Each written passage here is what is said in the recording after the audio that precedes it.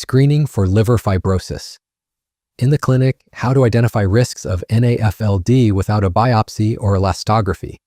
Screening for liver fibrosis in patients with non-alcoholic fatty liver disease.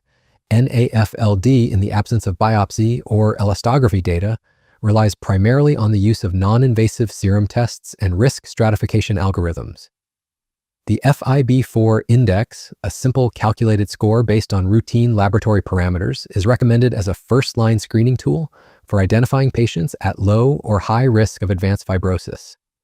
Patients with indeterminate, intermediate, or high FIB-4 scores should undergo further evaluation using imaging methods, such as vibration-controlled transient elastography, VCTE, which measures liver stiffness and has prognostic accuracy comparable to biopsy.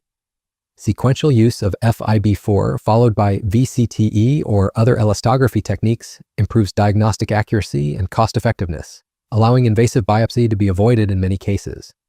Identifying high-risk patients, particularly those with diabetes, obesity, or metabolic syndrome, is critical for targeted screening and management strategies.